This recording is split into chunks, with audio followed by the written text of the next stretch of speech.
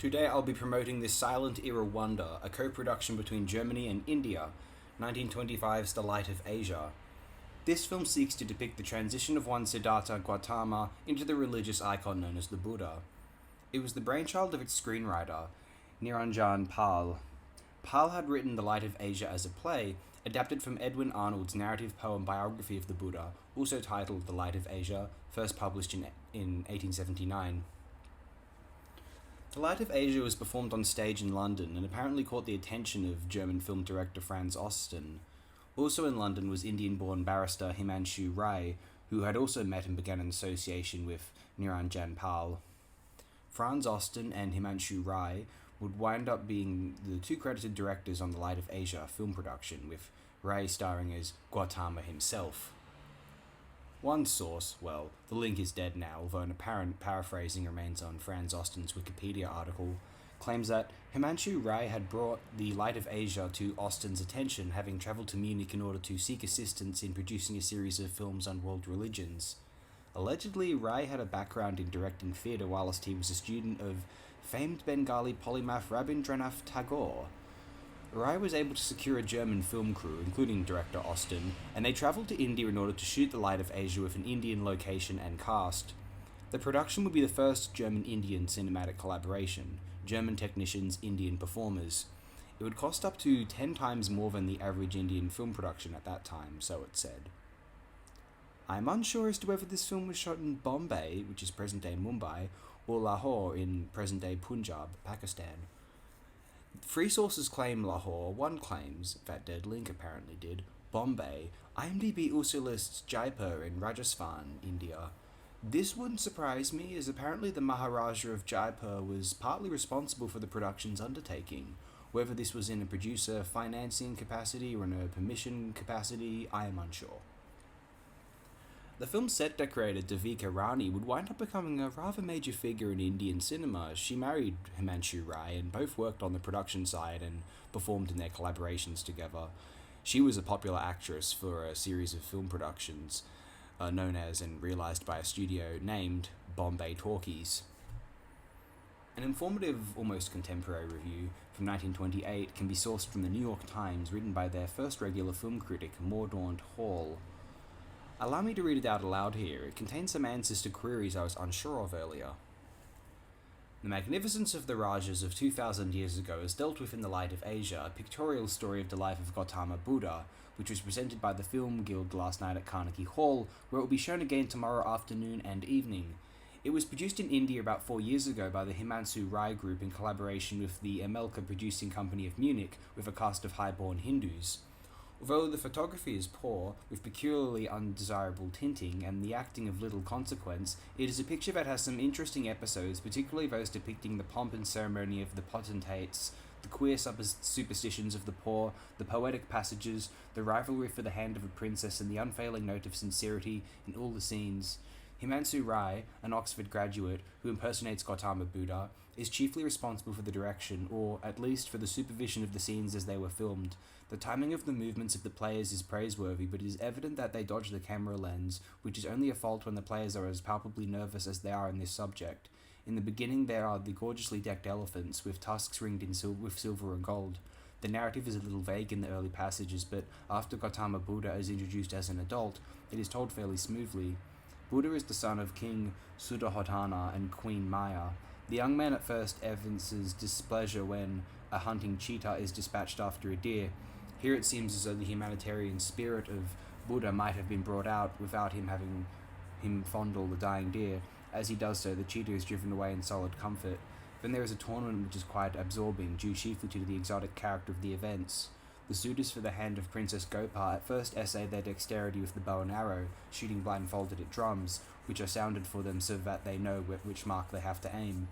Subsequently, Buddha learns that there is sickness in life and that people must die. He is confronted with the misery of the poor, and during a storm is supposed to be told from the heavens that the time has come for him to choose between the luxury, ease, and power of a ruler, or go forth without friends or wealth to minister to the sick and the poor. Buddha elects to abandon his palace and his consort. This stretch has been pictured with reliance on its atmospheric quality, but it is hardly imaginative. There are moments when, because of an attempt at something akin to suspense, The scenes bring to mind Longfellow's Evangelion, not in its theme, but in the Princess Gopa's search for Buddha. Buddha gives his necklace of precious stones to a beggar in exchange for the old man's clothes. He wanders through the wilds, discouraging the natives who torture themselves. It is set forth on the program that the Himansu group is indebted to the Maharaja of Jaipur for his cooperation in providing the priceless settings, costumes, his retinues of retainers, and his troops of elephants, camels, and horses. There we go. I will say, I think that Mr. Mordaunt Hall needs to learn to live a little, but enjoy life a tad, but nevertheless. I think it might also be fun to read out some IMDb reviews, all 3 of them. Firstly, from Ferdinand von Galitzien, Indian Tradition.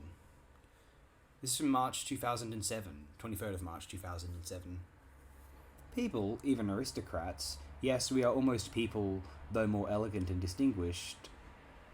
Yeah, this guy's quite peculiar. I'll explain a little bit later. Always have had a special interest in discovering different cultures. They delight in being astonished by singular customs, strange habits, and alluring scenery. Prem Sanyas, that's what this film's original name is. The Light of Asia is, of course, a translation into English. Delivers all this and will enlighten the most curious of the long-haired people, as it is an exotic film with curious origins, a German-Indian film production.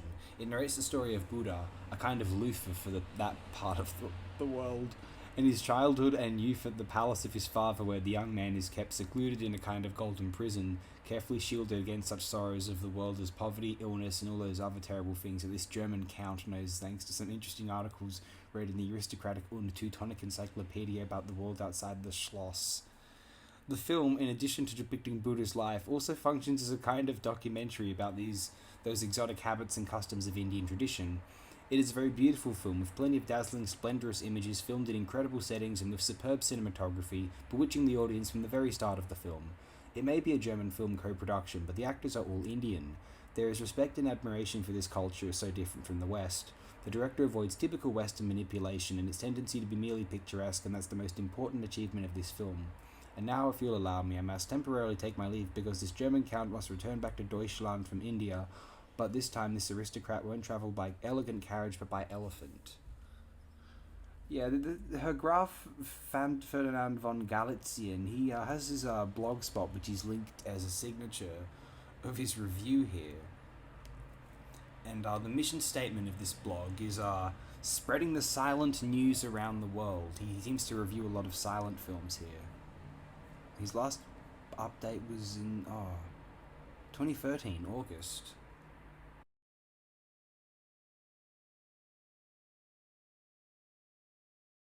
Anyway, our next IMDb review is from one She Style. They title their review, it's from the 2nd of October 2011. It's titled Dogme 1925. What a fascinating title here. Dogme referring to the that thing that Lars von Trier did. What's that Dogma 95, the Trier and Thomas Vinterberg thing. This is an easily watched and enjoyed film for its portrait of pre-modern India. This is the film that kicked off Indian cinema. Is it?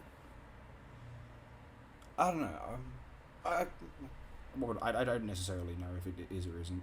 It claims that its actors actually held non-acting careers but took time off for the film, creating an entirely new industry in India. The cinematography is great, and it seems that several of the actors went on to be directors and producers. We also have a cast of thousands, hired hands from the colonial streets, mystics and fruit sellers. The director claims that no sets or mock-ups were made and no makeup was used, a unique sort of claim in the 1920s. Was this the first Dogma 95 film? Interesting. I think this film did have a... It's only had a costume designer, because I was reading about, the costume designer, the set designer, the set decorator. She was prominent on the film. What's it? Devi Karani, set decorator. No, let's move on. On the subject of the life of Buddha, which I'm most qualified to comment on. Oh, apparently, is that right? This film is a little weird, so I subtract just a little from its ranking for that.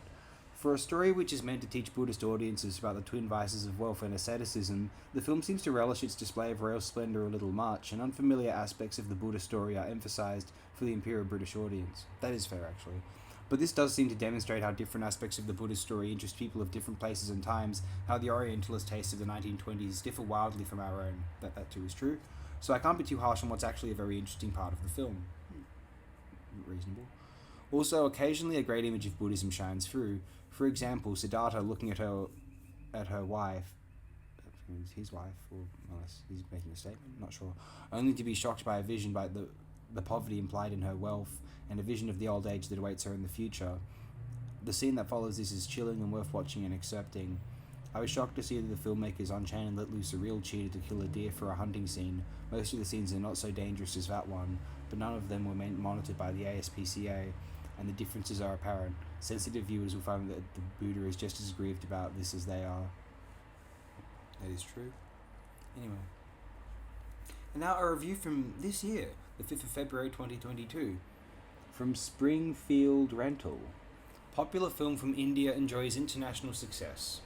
Co-directors Franz Osten and Himansu wanted to recreate the background of Siddhartha Gautama, the founder of Buddhism, onto film and be as realistic as when the enlightened one walked around in India preaching his teachings. To make their film, October 1925's Prem Sannyas, The Light of Asia, believable, they hired scores of non-actors in Jaipur, Rajasthan, India. The pair searched for authentic priests and beggars to play themselves in front of the camera. One scene called for a dying person in Prem Sannyas. An assistant director knew of a man who could play the part to perfection. He led Osten to an elderly male who had trouble breathing. The director was horrified by his condition and told his assistant the last thing he needed was for the sick person to die right in front of their eyes while filming. The old man then related something in which the translator said, "He is one of the happy people who leaves this world so easily. He would be honoured to be in the film." Osten reluctantly agreed and filmed his scene. 2 days, the ailing man died. Goodness.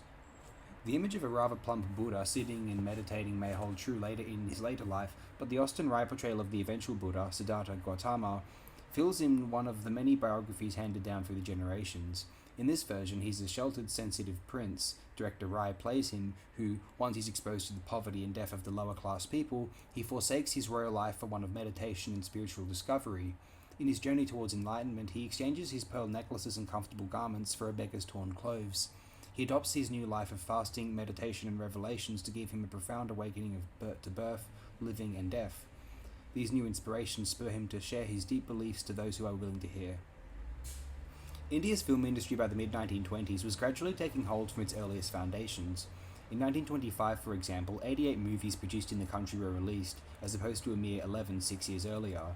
Rai, a lawyer who had dabbled in acting on the London stage, met Niranjan Pal, author of the Light of Asia play, who based his story on Edwin Arnold's 1879 verse novel by the same name.